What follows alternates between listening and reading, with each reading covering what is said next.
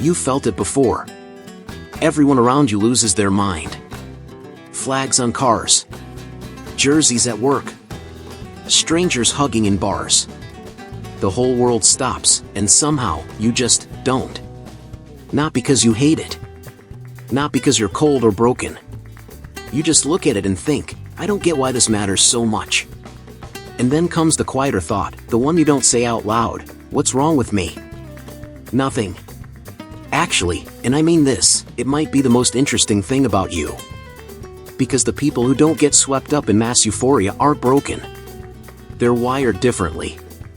They process the world differently. They want different things. And science, psychology, and a little bit of lived experience have a lot to say about who those people actually are. That's what this video is about. Not football. Not sports. Not even the World Cup. It's about the psychology of people who don't need the crowd to feel alive. There's a concept in psychology called identity fusion. It's when a person's sense of self becomes so intertwined with a group, a nation, a team, a cause, that the group's victories feel like personal victories. Their losses feel like personal losses. Literally. The brain scans look almost identical. When your country scores a goal, your dopamine spikes. Your cortisol drops. You feel pride, relief, belonging, all at once. And for a lot of people, that's one of the most powerful emotional experiences they get all year. Which tells you something important. Not about football. About hunger. A lot of people are quietly starving for something to belong to. Something bigger than themselves. Something that, even for 90 minutes, makes them feel like they're part of something that matters. The World Cup doesn't create that need. It just feeds it. And here's where it gets interesting, because the people who don't feel that pull, they're not empty. They're just already fed. Research on what psychologists call internal locus of identity shows that some people anchor their sense of self from the inside out. Their confidence, their purpose, their feeling of belonging, it doesn't depend on a scoreboard. It doesn't need a crowd to validate it. They built something internal. Quietly. Without banners. And because of that, when the whole world is watching the same screen, they're comfortable looking somewhere else. Not superior. Not detached. Just elsewhere. There's a certain kind of person who, when everyone is screaming at the television, is thinking about a book they want to finish. A problem they want to solve. A conversation they want to have. They don't announce it. They don't make a point of being different. They just feel it, this quiet sense that their energy belongs somewhere specific. And the World Cup isn't that place. That's not emptiness. That's actually a sign of something most people spend their whole lives trying to find. Direction. Let me ask you something. When was the last time you did something because you wanted to, not because everyone else was doing it? Not in a rebellious way. Not to prove a point. Just because it was yours. That question matters more than it sounds. There's a psychological trait researchers call need for uniqueness. And before you roll your eyes, this isn't about being contrarian. It's not about wearing black when everyone wears white. It's something much quieter and much deeper than that. It's the degree to which a person needs their choices, their interests, their time, to actually reflect them. Not the culture. Not the algorithm. Not what's trending this month. People with high need for uniqueness don't avoid the crowd on purpose. They just find the crowd exhausting. Hollow. Like wearing someone else's clothes. Everything fits, technically. But nothing feels right. And here's what the research actually shows. These people tend to score higher on measures of creative thinking. Higher on autonomy. Higher on what's called openness to experience, which is one of the strongest predictors of long-term intellectual growth. They're not checked out. They're checked in, just to a different frequency. Think about it this way. Imagine a city during a World Cup final. Millions of people, all feeling the same thing, at the same time, because of the same event. There's something genuinely beautiful about that. Human beings are tribal creatures. Shared emotion is real. Collective joy is real. But somewhere in that city, there's someone sitting in a quiet apartment. maybe reading, maybe working on something, maybe just thinking. And they're not sad about missing it. They're not bitter. They're not pretending. They're just present. In their own life. On their own terms. That person isn't broken. That person has something most people are too distracted to build. A relationship with themselves. And that quiet, unglamorous, deeply unfashionable thing, turns out to be one of the most powerful psychological advantages a person can have. Not because it makes you better than anyone. Because it makes you harder to manipulate. Harder to distract. Harder to move off the path that's actually yours. Here's something nobody talks about during the World Cup. The economics of attention. Every 4 years, billions of people voluntarily hand over weeks of their mental bandwidth to something they have zero control over. And I want to be careful here, because I'm not saying that's wrong.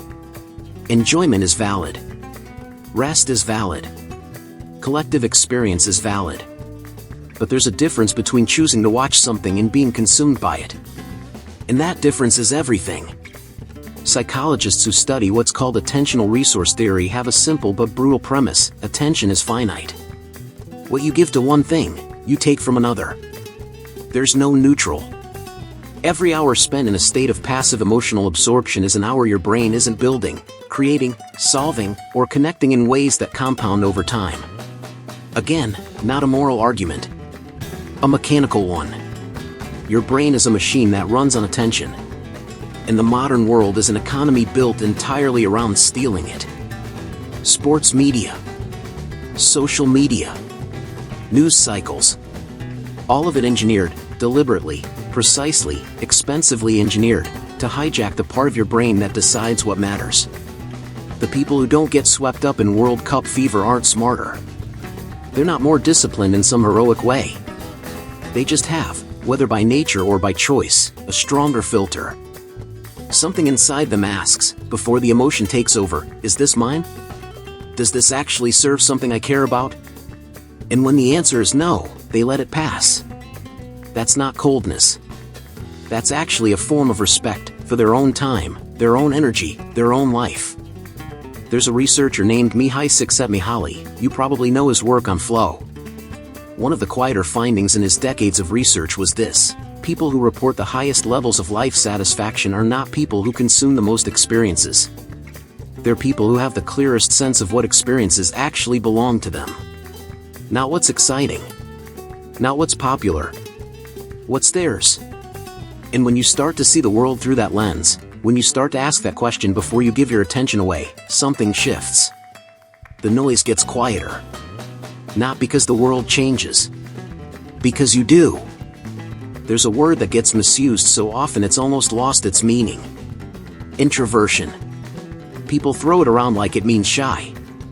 Quiet. Antisocial. Someone who sits alone at parties and doesn't know what to say. That's not what it means. What it actually describes, at its core, is where a person recovers their energy. Where they go, mentally and emotionally, when the world has taken too much. Extroverts refuel in the crowd. The noise, the movement, the collective pulse of other people, that charges them. And the World Cup, in that sense, is basically a charging station for extroverted energy. Weeks of shared emotion, collective identity, and social permission to feel big feelings loudly. For a lot of people, that's genuinely nourishing. But for others, and research consistently shows this is roughly a third to half of the population, that same environment is draining. Not painful. Not traumatic. Just costly. Like running your phone on maximum brightness. Everything works, but the battery dies faster. And here's what's interesting about that group, the ones who quietly step back when the world goes loud. They tend to process experience more deeply. Not better. Deeper. Where someone else watches a match and feels the moment, intensely, immediately, and then it passes, the more internally wired person tends to sit with things longer. Turn them over. Extract something from them that isn't immediately obvious. They're not missing the experience. They're having a different one. And over a lifetime, that difference accumulates in ways that are hard to see in the short term but impossible to ignore in the long one. The person who spent those 4 weeks of World Cup season reading, building, thinking, connecting in smaller and more deliberate ways, they didn't sacrifice joy. They just stored it differently. Think of it like this. Some people invest their emotional energy in index funds, broad, collective, shared experiences that feel good in the moment and then reset. Others invest in something more concentrated. Higher risk, in a way. More solitude, more uncertainty, more time spent without the validation of the crowd. But the returns, when they come, are different. More personal.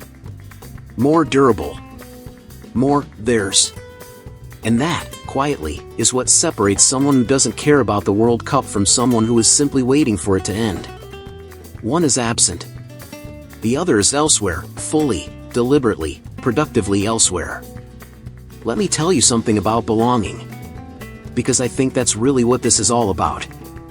When you strip away the jerseys and the stadiums and the flags painted on faces, what the World Cup offers, at its deepest level, is a temporary answer to one of the oldest human questions. Do I belong somewhere? And for most people, that question never fully gets answered. It just gets quieted, by noise, by ritual, by the comfort of being surrounded by people who feel exactly what you feel, at exactly the same moment. There's nothing wrong with that. Belonging is not a weakness. The need for it is wired into us at a biological level. Isolation, real isolation, is one of the most damaging things a human being can experience. But there are different qualities of belonging. There's the belonging you feel in a crowd, wide, warm, immediate, and temporary. Like standing next to a bonfire. You feel the heat. It's real. But the moment you step away, it's gone. And you're cold again. And you need another fire. And then there's something else. Something that psychologists who study identity and meaning, people like Dan McAdams, who spent decades researching how humans construct their sense of self, describe as narrative identity. The story you tell yourself about who you are, where you came from, and where you're going. People with a strong narrative identity don't need external events to tell them who they are. They already know. Not perfectly. Not without doubt. But they have a thread. A through line. Something that holds when the crowd disperses and the flags come down and the television goes quiet. And here's the thing about that thread. It doesn't get built in stadiums. It gets built in quiet rooms. In hard conversations. In the books you finish at midnight. In the failures you sit with long enough to actually learn from. In the mornings where nothing is exciting and you still show up. The person who doesn't care about the World Cup isn't always someone who has found that thread. Sometimes they're still searching. Sometimes they're just different in temperament and haven't thought much about why. But the ones who have found it, who have built something interior that doesn't require external validation to feel real. They don't need the World Cup to feel like they belong. Because they already belong. To themselves. To their work. To the people they've chosen. To the life they've been quietly, patiently, unglamorously constructing. And that kind of belonging doesn't end when the final whistle blows. It doesn't reset every 4 years. It just keeps building. If you've made it this far with me, through all of it, I want to take just a second to say something directly. If this conversation is the kind you've been looking for, subscribe to the channel. We do this every day. Not loud. Not rushed. Just honest conversations about the way the mind works, the way money moves, and the way life actually unfolds when you pay close attention. Hit subscribe. It costs you nothing. And it might be worth more than you expect. Because here's who watches videos like this one to the end. Not the person who's just killing time. Not someone who stumbled in looking for highlights or hot takes. The person still here is someone who suspects, quietly, maybe uncomfortably, that the way they relate to the world is different. And they want to understand it. Not fix it. Understand it. And that instinct? That pull toward understanding over belonging? That's exactly where I want to take this next. Because there's a cost to being this way. And nobody talks about it. The person who doesn't get swept up, who doesn't need the crowd, who has built something internal, who lives at a different frequency, that person pays a price. Not always. Not dramatically. But consistently. They get called cold. Detached. Too serious. No fun. They sit in rooms full of people screaming at a screen and feel, not superior, never that, but separate. Like they're watching the whole thing through glass. Present, but not quite inside it. And that feeling of separation, when it becomes chronic, when it becomes the default, it starts to wear on you. Because human beings are not meant to be islands. Not even the most internally wired, deeply autonomous, beautifully self-directed ones. We need contact. Real contact. Not the contact of a crowd feeling the same manufactured emotion at the same engineered moment, but the slower, harder, more honest contact of being truly known by another person. And the people who opt out of collective experience, consistently, across every domain, sometimes discover too late that they've optimized for independence at the cost of intimacy. That's the shadow side nobody mentions. So where does that leave you? Somewhere in the middle, probably. Like most honest answers. You're not broken for not caring about the World Cup. You're not enlightened either. You're just someone whose inner life is loud enough that the outside world has to compete for your attention, and most of the time, it loses. That's a gift. And it's a burden. And the maturity is in holding both of those things at the same time without needing to resolve the tension. The crowd isn't wrong. You're not wrong. These are just different ways of being human. Different strategies for answering the same questions we all carry. Who am I? Where do I belong? Does any of this mean something? The World Cup answers those questions loudly, briefly, collectively. You answer them quietly, slowly, alone. Neither answer lasts forever. Both are real while they last. But here's the only thing I'll leave you with. Whatever you're building, in those quiet hours, in that interior space, in the life you're constructing without flags or fanfare, build it like it matters. Because the crowd will always be there. The next tournament, the next wave, the next thing everyone agrees you should care about. And when it comes, you'll do what you always do. You'll feel the pull. You'll look at it honestly. And you'll decide, not out of habit, not out of fear, not out of the need to be different. You'll decide what's actually yours. That's not a small thing. That might be everything. If this video made you think, share it with 5 people who would understand it without needing it explained. They exist in your life. You know exactly who they are. Subscribe to the channel. Leave a comment below, not a reaction, a real one. Tell me what landed. Tell me what didn't. And if there's something you want me to go deep on next, leave it there. I read them. I build from them. See you in the next one.